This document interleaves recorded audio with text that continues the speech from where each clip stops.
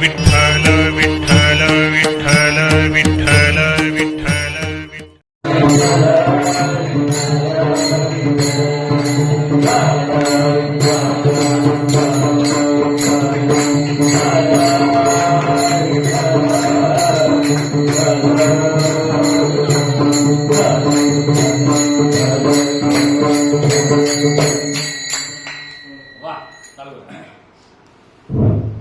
महायोग पिठे तटे विमरत्या वरं पुंडरीकाय दातु मुनिन्द्रा समागत्यति चन्द्रमानन्दकन्दं परमलिङ्गं भजे पाण्डुरङ्गं पाण्डुरङ्गकरु प्रथम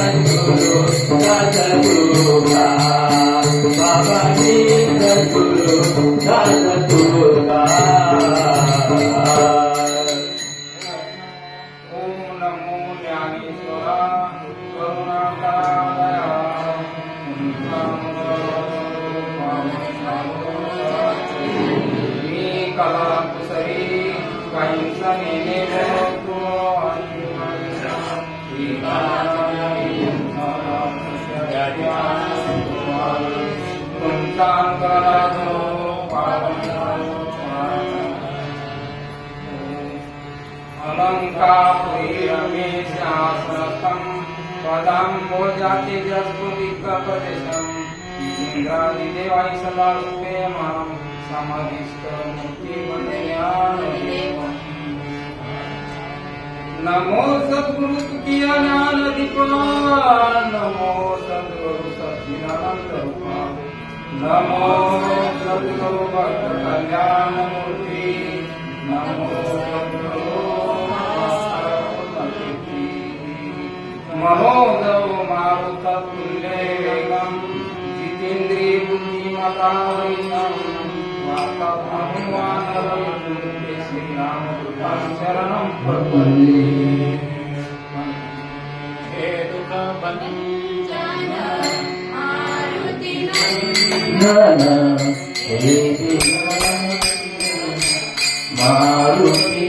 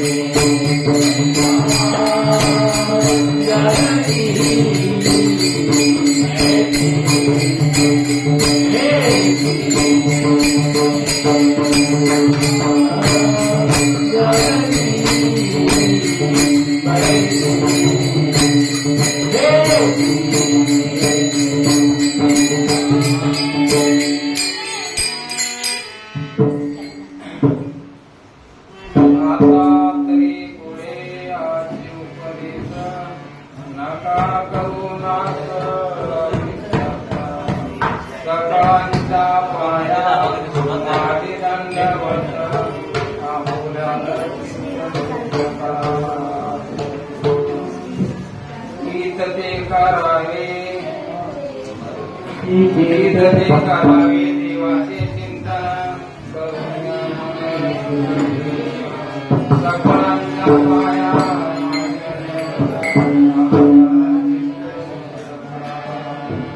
तुका म्हणे नाव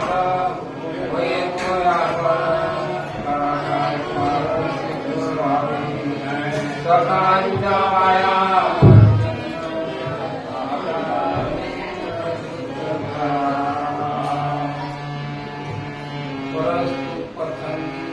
प्राप्त सेवेसाठी घेतलेला अभंग या भागवत धर्म मंदिराला जोडणारे असे श्रीमंत सद्गुरू जगद्गुरु तुकोबा यांचा चार आणि सर्वांच्या पाठांतरातील आणि उपदेश क्रमातून तुम्हा आम्हाला उपदेश करणारा तुम्हा आम्हाला जागे करणारा उत्कृष्ट विठ्ठल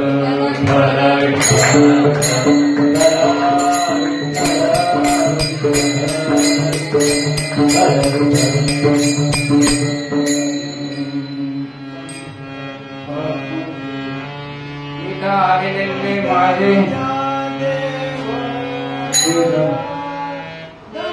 थोडसा परिहार देऊ आणि मग नंतर भावार्थ इतर पेटी वादक तसेच मृदंगचारी तसेच गायक आणि आमचे हे जमलेले माता पिता बंधू भगिनींनो आता तुकाराम महाराज आम्हाला उपदेश करतात. आता या पुढे सर्वांना हाच उपदेश आहे की आपल्या आयुष्याचा नाश करू नका आणि मी सगळ्यांच्या पायावर नतमस्तक होऊन नतमस्तक होऊन विनंती करून आणि तुम्हाला सांगतो की आपुलाले चित्त शुद्ध करा. आपले हित ते कशात आहे? आपले हित सर्वांचे देवाचे चिंतन करण्यात. आणि देवाचे चिंतन कसे करावे? तर मनाला एकाग्र करून देवाची भक्ती करावी, देवाचे चिंतन करायला हवे. आणि आता आपणास फार काही पुढे तुम्हाला शिकवत नाही.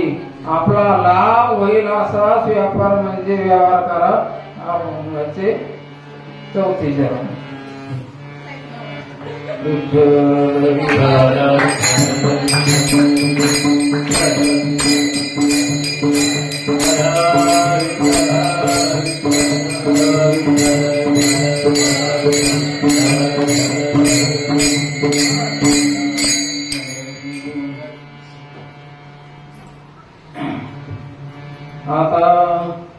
आता तरी पुढ्याचे उपदेश नका करून असं आयुष्य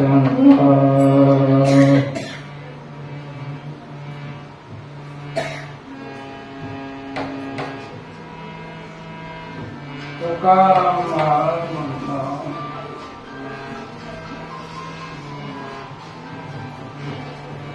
आता या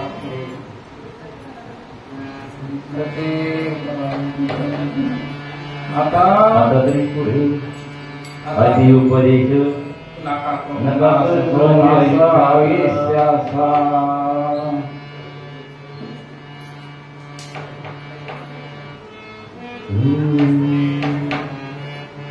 सकळांच्या पाया माझे दंडवत आपलाले चित्त शुद्ध करा. हीच ते करावे देवाचे चिंतन करुणी आम्हाला एकविध. सकळांच्या पाया माझे दंडवत आपलाले चित्त शुद्ध करा.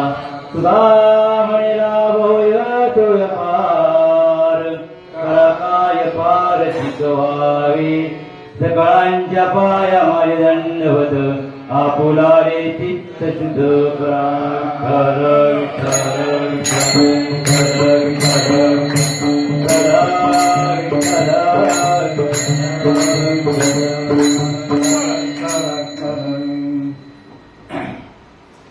आता संतांचा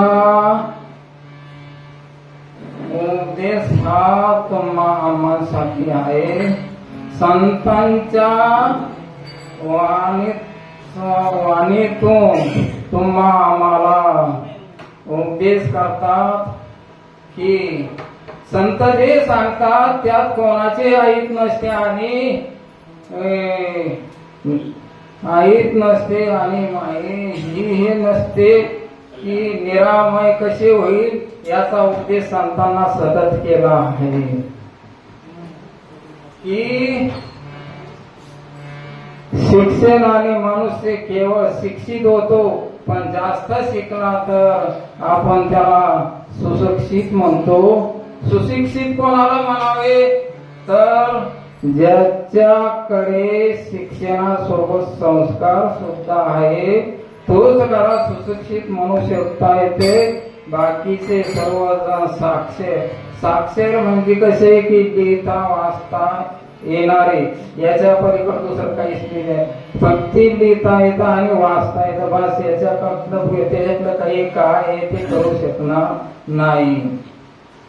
महाराष्ट्र ही संतांची भूमी आहे. ही कर्मयोग्यांची आणि कर्मवीरांची शेतकी लोटली, पण हा कळस उन्हा पावसाला आणि वादळ वाऱ्याला पुरून उरला आहे.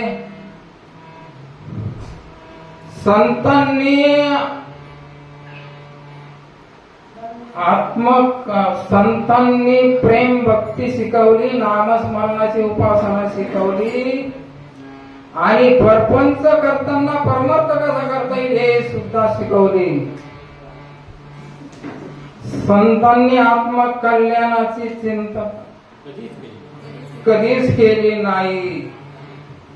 संत तुकोबारायांचा गाथा हा ज्या भागवत धर्म मंदिराचा कळस आहे. शेतकी लोटली पण वाऱ्याला आणि उन्हा पावसाला फुरून उरला आहे. संतांनी मोठ्या कळवळ्याने उपदेश केला आहे. जे सन्मार्ग सोडून कुमार्गाला जात होते आणि आपले हित न जाणत होते त्या अज्ञानी जणांनी त्यांनी मोठ्या कळवळ्याने उपदेश केला की बाबांनो आपल्या आयुष्याचा नाश करू नका. अभंगाचे पहिले आता तरी पुढे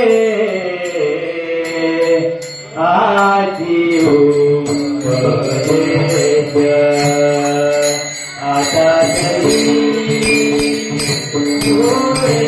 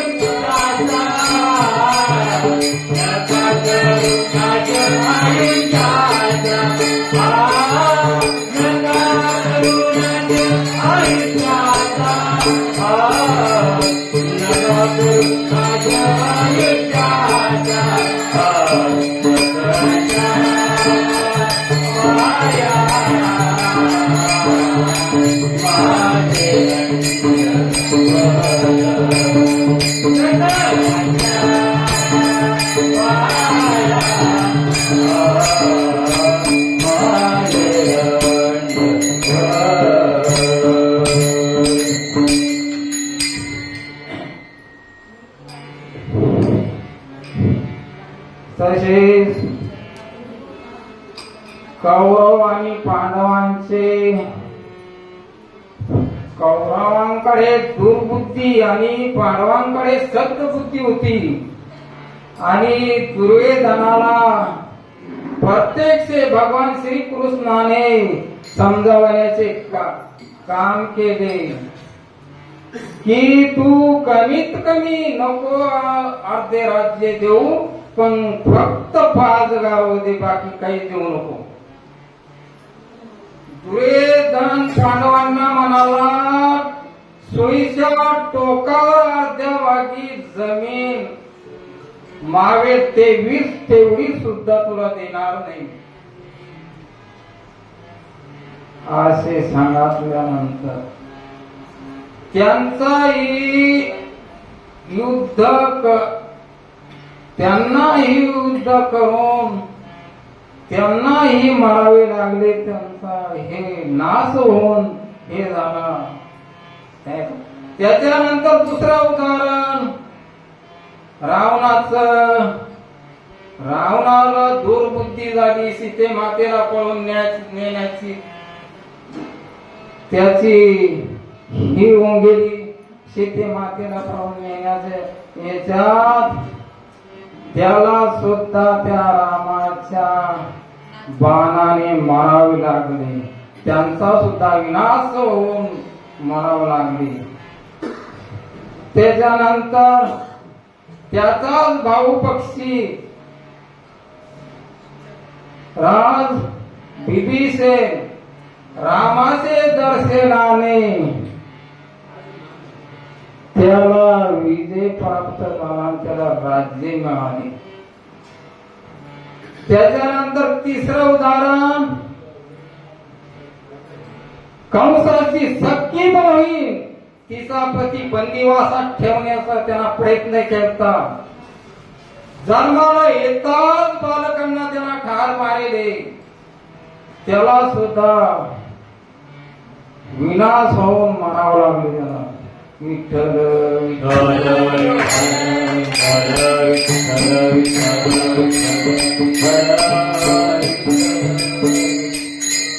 उपदेशही मकनाम परतोपाय न शांते पै पानम भुजंगनाम केवळ विषय वर्तनाम. सापाला आपण किती दूध पाजले तरी त्याच काही दूध राहू शकणार नाही, त्याचं विषच बनल्याशिवाय राहणार नाही. तसं एखाद्या मूर्खाला माणसाला किती उपदेश चांगला केला तरी त्याचं विष झाल्याशिवाय राहणार नाही. जो सुशिक्षितला माणूस असणार तेच भक्ती.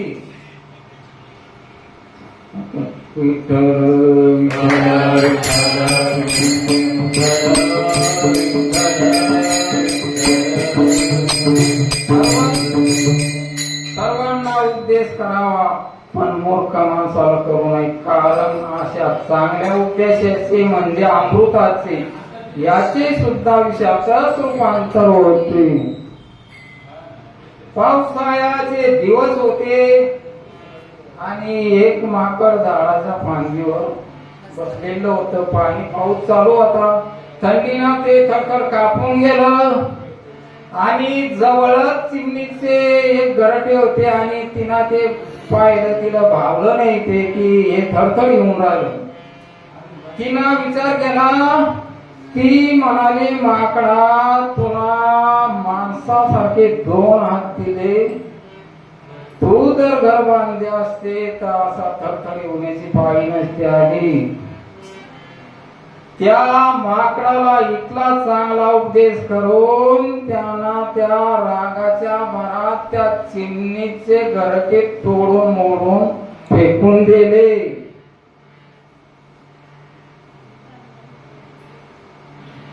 संत कबीर सांगतात सीख तो वाको दिजिए जाको सीख सुपाए सीख न दिजाए वानारा जो घर गया को जाए.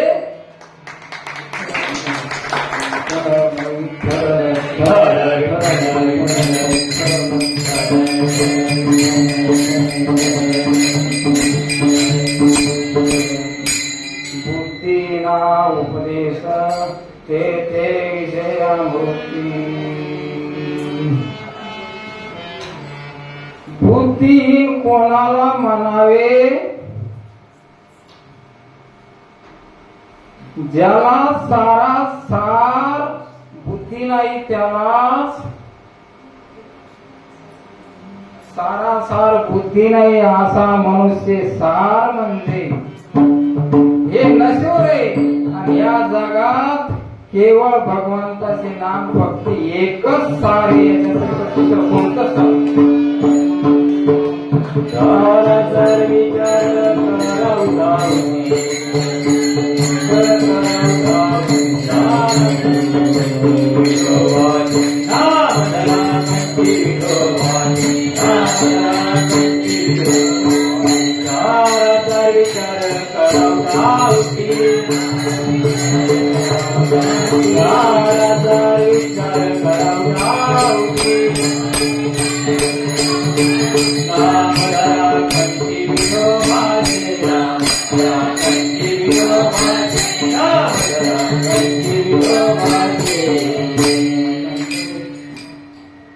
आसार म्हणजे काय की हे जग संपूर्ण नश्वर आहे.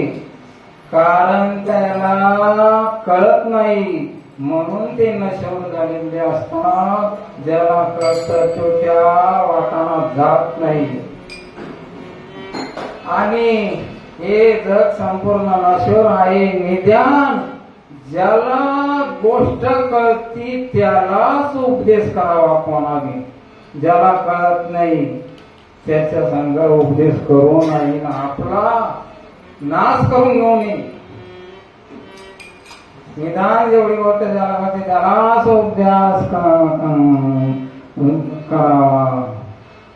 आपण जो उपदेश लोकांना करतो तो सर्वप्रथम आचरणात आणला पाहिजे. आधी केले मग सांगितले. भगवान बुद्ध वनातून जात असताना त्यांना अचानक भीतीदायक आवाज आला. हे तापसा, मी सांगतो तुला थांब, तेथेच थांब. भगवान बुद्ध निर्भयपणे म्हणाले, मी तर केव्हाचा थांबलेलो आहे बाबा, पण तू कधी थांबणार आहे? अंगुलीमाल दरोडेखोर त्यांच्या चरणी लागला आणि त्यांना भगवान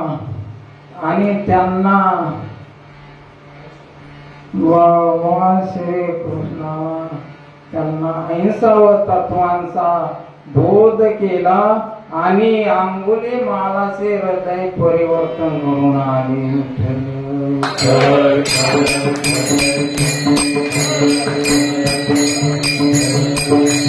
श्री कृष्ण गोविंद हरे मुरारी हे नाथ नारायण वासुदेवा. श्री कृष्ण गोविंद हरे मुरारी हे नाथ नारायण वासुदेवा.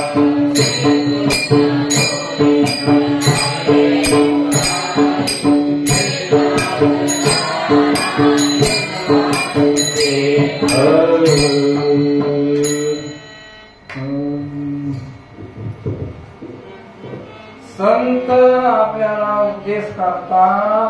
कसा करतात? सहज बोलणे हित उपदेश.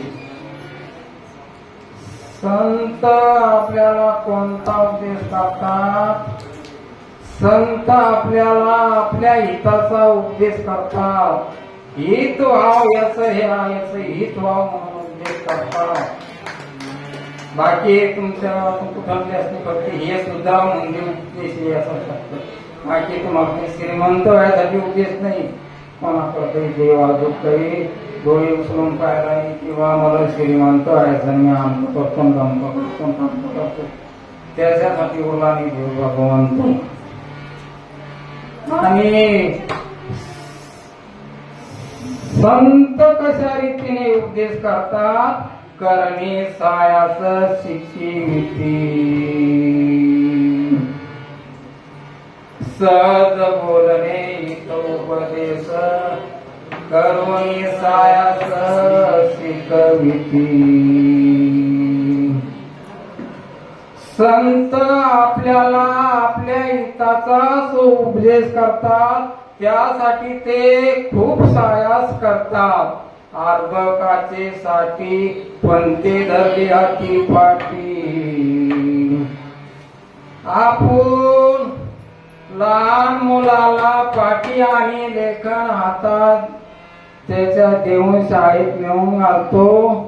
बालवाडीत म्हणा किंवा प्रथम वर्षीच्या शाळेत म्हणा, प्रथम जिल्हा परिषद मध्ये म्हणा, त्याला ती त्याची बुद्धी पाहून गुरुजींना अगदी त्यांना ग आणि गम पासून शिकवितात. कारण त्यांची बुद्धी लक्षात घेऊन त्यांना ते शिकवत असतात.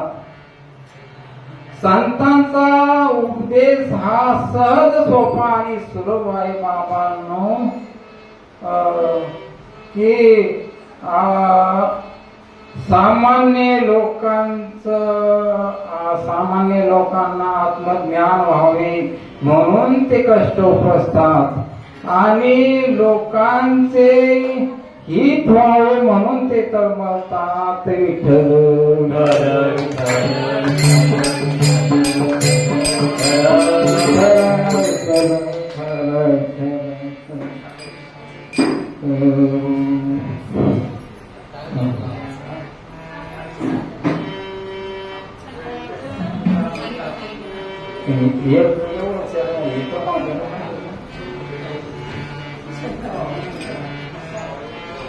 संत आपल्याला उपदेश करतात, बाबांनो आयुष्याचा नाश करू नका. आयुष्याचा नाश होऊ नये म्हणून काय करावे? तर मुखाने हरिनामाचे स्मरण करावे. त्याने काय फायदा होईल? आपल्याला सर्व सुखे जोडले जातील. नाही नाशाया होते जोडतील सुखे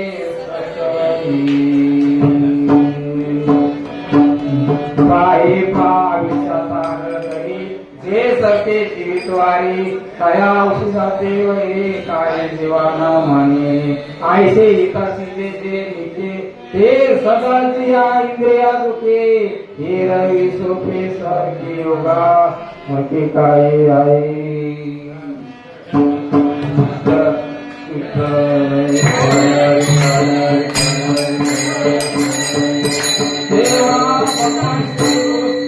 जेव्हा भगवान श्री कृष्णाने अर्जुनाला योगाचा उपदेश केला तेव्हा त्याला योगाभ्यास खूप कठीण वाटला. योगाभ्यास करण्यास तुला खूप आवड वाटते, पण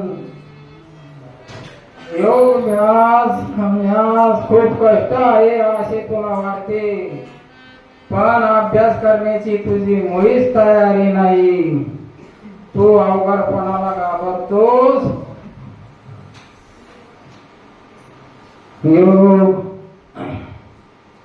योगाभ्यास करण्यात खूप कष्ट आहे असे तुला वाटते, पण ते चूक आहे. तुझी इंद्रिये दुष्ट आणि आळशी आहेत म्हणून ती या गोष्टीचा उगाच भाव करतात. एखाद्याचा जीव चालला आहे आणि त्याला जर तुमच्यासारख्या एखाद्याला रामबाण औषध आणून दिले तर त्या औषधाला कडूपणा असल्यामुळे त्याची जीभ नाही म्हणते.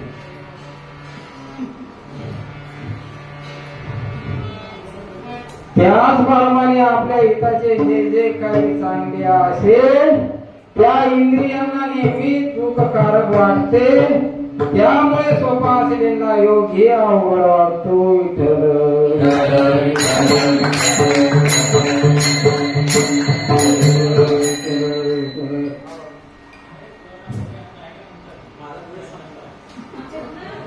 अमृतापेक्षाही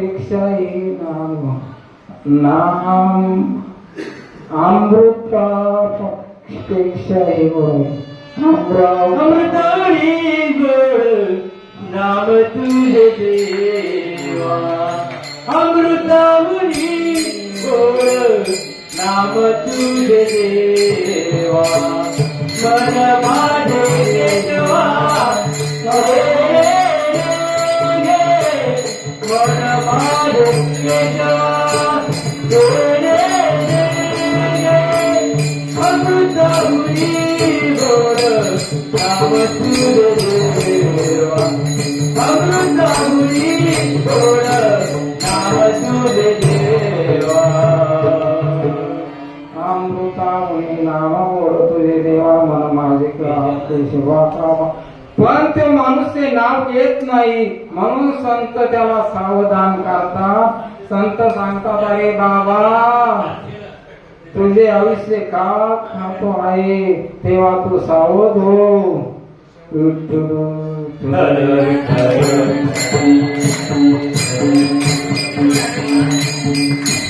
नाशिवंत दे जाणार